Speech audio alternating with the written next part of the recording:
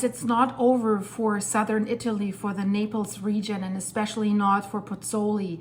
So there were lots of earthquakes in the last 2 days, 169 total, but the highest magnitude was over 4. That was a 4.4. That's the highest earthquake that they have recorded since the 1980s. And for volcanic earthquakes, that is quite high. And there was another one just today, shortly after 8 o'clock in the morning. And the Italian Institute for Volcanology and Geology has released a map here. And you can see the location of the earthquake. That's the green or the light blue star with the circle around it. So it's in the sea, in the Gulf of Pozzuoli. So that is also scary because we know that caldera system of Campi Flegrei also stretches into the sea there. And should there be a volcanic eruption in the sea, if water mixes with magma, it's explosive, and scientists are saying then there could be a tsunami wave as high as 100 feet, that's 30 meters, rolling towards the coast of the greater Naples area and Pozzuoli. So this is basically off the coast of Pozzuoli. And another large earthquake. They first reported it as a 3.4, but now it's a 3.6. So far it's isolated. It doesn't come with another swarm, but we need to talk about the earthquake that we just had very, very short time ago that has rattled the greater Naples area, and that could even be felt at the foot of Vesuvius, which is basically Naples is between Vesuvius and Campi Flegrei, so they could feel it there. And there was also one at Vesuvius, so we don't want to talk about both erupting. That would be super, super scary. But something was different with this current earthquake than with the earthquakes, for example, that were in the 1980s, because some people were saying, yeah, we already had that in the 80s. No, something is different and it's more concerning. And we will talk about this, and we have to analyze. There is one resident who has recorded the sound of this earthquake, and this sound is different than other earthquakes. And we have to talk about this because the movements, and that's what another guy has testified, the movement of this shaking was different from any other shakings, and that's why damages to homes that survived the shakings in the 80s are now occurring that are different. So we'll take it step by step. Let's first see what the residents are saying and what the residents are doing right now.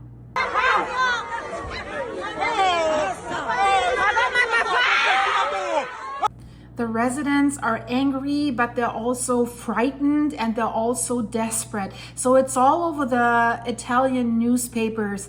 They're fearing these earthquakes. And of course, what could be the prophecy of these earthquakes? An eruption of Campi Flegrei that would be devastating for the people in the direct proximity in the so-called red zone of Campi Flegrei. That would be already between 500,000 to 700,000 people. But it's stretching way further, kilometers and kilometers, if there was a large eruption.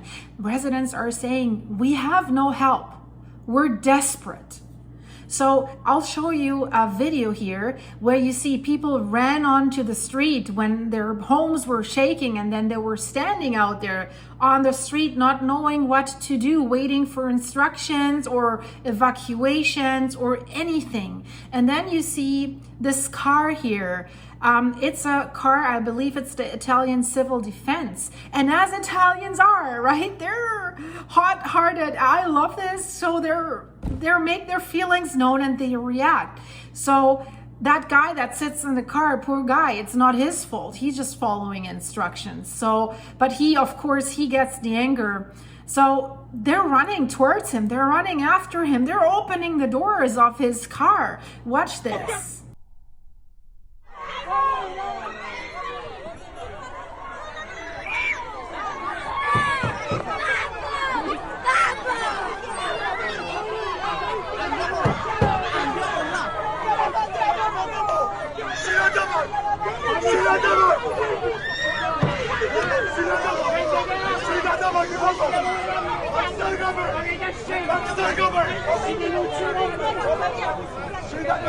So you can hear how agitated they are. So this is what's going on. This is far from people being calm. So after the first 2 earthquakes that happened on Monday, and it was like 4 earthquakes that were greater than 3, 4.4, 3.9, 3.6. The residents were going on the street, and they basically stayed on the street. They said it felt like the earth was opening up. And then they're saying, we can't go on like this. We need help. We're desperate.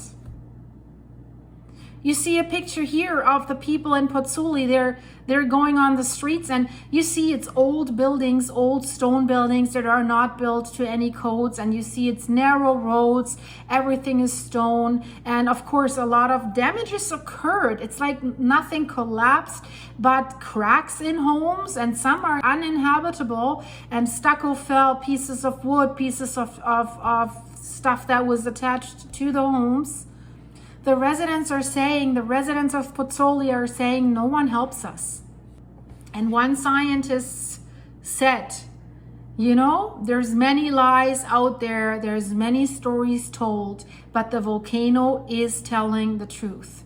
And the truth is, it's not that harmless as everyone made everyone believe. And I'm talking about the authorities. I mean, in October, watch this, they said that they would work out an evacuation plan, an emergency evacuation scenario. We haven't heard much about that since then. Obviously, nobody knows about it because they know if the volcano erupts, there's not enough time. It'll be fatal. The same with the red zone around Vesuvius, roughly 700,000 people. It'll be fatal for them. That's why they don't want them to live there. Same thing here. They're living right on the caldera. And check this out. If you go to Google Earth, the Americans have some military, I think it's a recreation center right in the crater sort of thing. I don't know what they were thinking. They thought, oh, that's really great, isolated, and we have sort of a fence by this crater ring there. It doesn't look, I don't find this very recreational. It's like similar to the Blue Lagoon in Iceland that sits on a magma chamber that is causing all these eruptions. Residents in Pozzuoli, they're saying, they were on the streets, they're saying, we're not sleeping at home tonight, we're scared. They said, our houses have suffered damage, some cracks have opened, there's plaster on the ground and broken objects, even my television is broken. So the people that were approaching this civil defense vehicle, of course they were raising their voices and they were upset. They were asking the rescuers for explanation. They say, we feel left alone. There's no help from anyone. We can't see anyone who's here to help us. That's what they said to the guy. And one woman says, I came to my parents here who are unable to walk, and now I'm in the car, and I also have a small child, and I don't know how to handle the situation. Some residents, small kids, some boys took matters in their own hands, and they knocked down some barriers, some fences that were set up. Not because of the earthquake this was knocked down, what people believed in the beginning. So it was local boys that wanted to create an escape route for people who live there in case there was a need that they would have to escape quickly. So that's how dire the situation is here.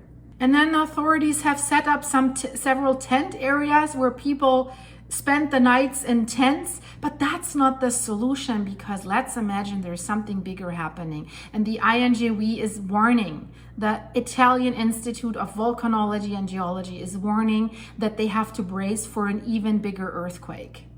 And that's why they're saying we're not prepared at all. And I said it in my yesterday's video, they're not teaching kids at school preparedness. They're not informing people. Many people still think Vesuvius is the problem. They're not aware of this. So yes, I get it. They don't want any panic because they know they won't be able to evacuate the people. And living there and knowing I'll be locked in if that volcano erupts. The ones in the direct proximity, it'll go fast. And then the rest for the greater Naples area, people that will try to drive out with their cars through these narrow streets with these old buildings that will most likely collapse and completely block the streets. It's a very dire situation. And you know, if you live there and you know that there's no chance for me, it's very, very frustrating. And I don't know the answer to that, because Naples, that's 3 million people, and then the greater area. So this area between Vesuvius and Campi Flegrei, I mean, it's a problem. But if there is a supervolcanic eruption of Campi Flegrei, which cannot be ruled out, we're talking about hundreds of kilometers that are directly affected, and it'll affect whole Europe and the whole world. There was another meeting with the Italian Prime Minister on Wednesday. They did discuss further interventions by the government, and they talked about those that are already being implemented. So but there's no results yet that would make any sense, right? So there's one guy who lives in the area of the epicenter of the earthquakes and has already lived there during the 1980s, so he can tell the difference between the earthquakes that happened in the 1980s and the one, especially the big one, the 4.4 that just occurred. And that is mind-boggling, so to speak, and it's scary as well. And what he says in combination when we will analyze the sound of the earthquakes doesn't give me a very good feeling, guys. I have to be honest. It's very, very concerning. So what he says is, he says the first earthquake, it was something in the 3.9 range, was located closely underneath my building. It was very, very unpleasant and came out of nowhere. It wasn't unusual to have earthquakes, so that's why they didn't freak out at first. And he said, well, I kind of ignored it, but what was strange, so some stucco was falling off the walls and some wall paint was coming off, so I decided to wait and not start the cleanup right away. So he thought, something's up, something's weird. And then he says, then the second earthquake hit, the 4.4, the strongest that was in this earthquake swarm. And he says, it hit like a grenade, like in war, without any warning. It was poof. And that's what's the interesting thing here, with an extreme power, like push to the side. So not like up, to the side. And he says in the past, all the earthquakes, they seem to be coming from below to up. So they seem to lift up the ground. But this was heavily shaking us, pushing the building to the side. So he says, I realized immediately that this earthquake was putting force on my building and was pushing it to the side and moving it sidewards. It was completely different. It was cracking, and it did sound like the breaking of various materials, so in the house or something like this. And he says things were falling to the ground, but the shaking was so loud that I couldn't even hear the objects hitting the ground. And when he speaks of the shaking, and that, keep that in mind when we listen to the sound of the earthquakes that has been recorded. It's not the sound of the buildings, that the sound of the earthquake was so loud. And I have only experienced this once in my life here in Canada, and I was surprised and I wasn't sure what it was. I was sitting on the couch with the doggies watching TV, or I might not even watching TV. It was quite silent. And then I heard like a bang, but something I had never heard before, but it was really intense. And I didn't think this was an earthquake, but then I looked at the lamp and it was like above me. It was moving a little bit, but it was not like shaking like this. It was like a sound wave, like, you know, a little bit like 1,000 times accelerated when a jet breaks the sound barrier. You just, right? It was, everything was like poof, but it wasn't shaking like this, right? And so it's similar here. So he says that his house was built in the 1970s, so a newer home. And he said it's a very solid apartment building with concrete and steel. So that building has not taken any damage when these earthquakes in the 1980s had happened. But it's taking damage now. And it has taken that much damage that he reports that he can't keep living in there. The walls are cracked. He needs to move out. And he says in every room, there's the cracks in the walls. And he says shortly after the quake, there was dead silence, like nothing. He says you didn't hear birds anymore, no children, no dogs, no traffic, nothing. He says I only could hear some alarm systems going off in the distance. So scary. And he says, and then hours later,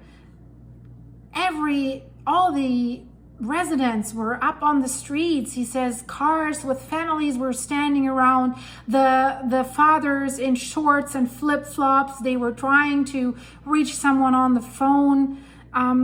Everyone was packing their belongings, and everyone who could was driving away. And he says, I was standing on my deck with my wife, and we just had taken a broom and cleaned up, like a first cleanup in the condo, and then the next quake hit again without a warning, and it did sound again like a grenade hit. And then we could hear the frightened screaming of hundreds of people that were down on the streets, and they kept screaming while it was shaking. And he says, something as horrible as this I have never heard before.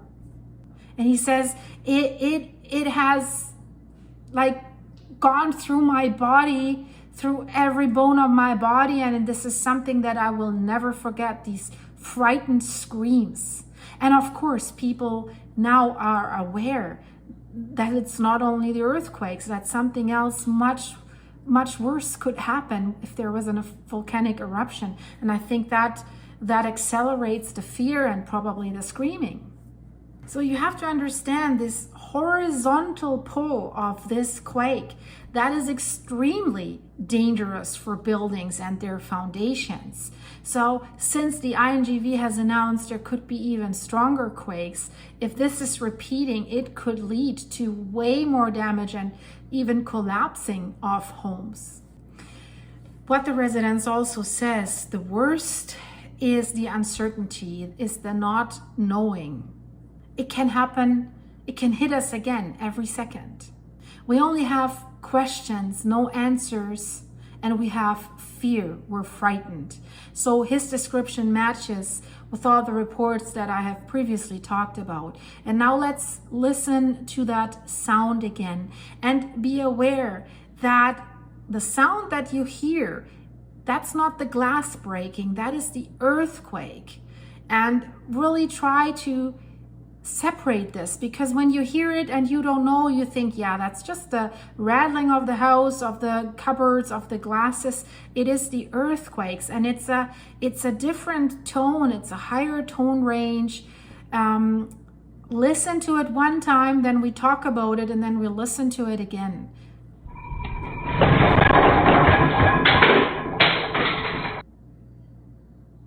Interesting is also that the dog's running away, right? He's just, woof, he's gone. So definitely something happened here, especially with the 4.4 earthquake. That is unusual and that is new to what they have experienced in the past. And right now they can't really match this with something. So it's a new situation, and we need to wait what the analysis of this will be. And that's why it's so concerning. It's not like you can say this is what we had in the past, this is the same thing. It's not. And now listen to it again. It's extremely interesting what you hear in this video, the sound and the sound waves that this guy Carlo has recorded. And the link to his channel is in the description. He does this more often. I think that's the purpose of his camera that he has there in his apartment, to record these earthquakes. So check out his channel, leave him a like, subscribe, encourage him, right, to do this. He's not monetized with his channel yet, so maybe we can help him with that. So let's listen in again.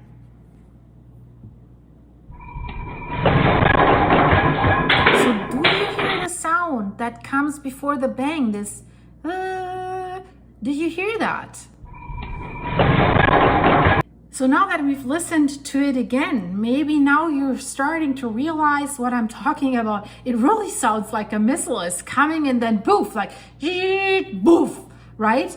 And I'm wondering why the dog is running around. Does the dog already feel something, or is he upset because he seems to give a kiss to another dog? That's the dark spot on the sofa. So is the other dog just jealous, like my dogs? If I do this to Woody, Eddie freaks out. But the dog seems nervous and then he runs right out. So we know that animals feel something ahead of time, right? You just need to be able to interpret it. Is the dog jealous, or is something coming, right? But even, if you interpret the dog right, there's no way that you can do anything. So don't run outside during an earthquake, because you can be hit by falling objects. Most people actually die after the earthquakes because they're running outside and they're being hit by falling debris, glass, shingles, something like that. So it's duck and cover. There's different studies, by the way, that they say being under a table isn't the best option. If you're next to a big sofa chair or something, get next to your sofa. But you have to inform yourself about this. I'm also not an expert on this. So, but go to his channel, listen to this sound a few times. Then you start realizing what that was. It's very, very, very interesting. So and now guys, the question is, what we're hearing, how can we translate this into what is going on underneath, what's going on in the ground? Because it's different than the ones before. So what does that tell us about the magma moving up, about the magma chamber filling up, about the magma rising, about the chances of a potential eruption? And this earthquake came with a quite unusual amount of excitement, fearful excitement in the press and the television stations, in officials. And also the INGV has reported that we could expect even larger magnitudes of earthquakes. So it seems people are a little rattled that, it's not like stay calm, this is what we were used to, this is the usual thing. It seems like everyone is on a higher alert level. And don't forget, this one scientist that I mentioned in my previous videos, who said, and he's been an observer of Campi Flegrei for decades, has worked for the University of Rome, for the INGV, currently for the Vesuvius Observatory. He said, if I had the resources, I would evacuate right now. And he said that last week, before these events even started. And the new quake that we had today, the 3.6 magnitude quake that you see here on the map, we talked about it. So suspicions are arising that this is more a tectonic quake. We also have tectonic plates moving towards each other in this area, not only the volcanic quakes. So it could be that something was triggered by these volcanic quakes. So it's a difficult topic right now, because there is a lot of stuff going on that needs to be interpreted and analyzed. And guys, the scientists often say we know more about the surface of the moon than we know about what's going on underneath our Earth's crust. And that's the problem. And if you follow my channel, that's an issue that they have in Iceland as well. There they have two tectonic plates moving away from each other, basically tearing Iceland into pieces.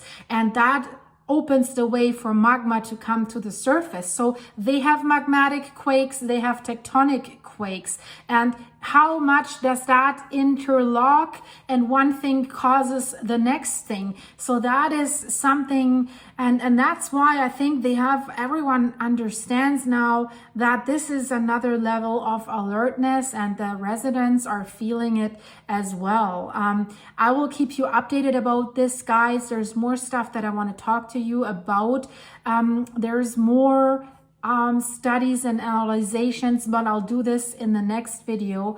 In the meantime, check out these videos here in the end screen. They give you more information about what really happened and what could happen specifically, because if there is a supervolcanic eruption, it doesn't only have implications on Italy, on whole Europe, on the whole world. In the past, there was a little ice age, food shortages. Experts say we only have food for 75 days left. So check out this video, guys. It's really, really interesting, so that you know what the danger is in that area. And if you're new here, please subscribe. I would love to see you again. And if you're not new here, leave it a like, or everyone, please leave it a like. So this helps my channel to push this video out a little bit further. And thank you guys for buying me the coffees on my buymeacoffee.com site. The link is in the descriptions if you want to do this. It helps my YouTube channel, and it helps my purpose to support my farm and the animals with this YouTube channel. So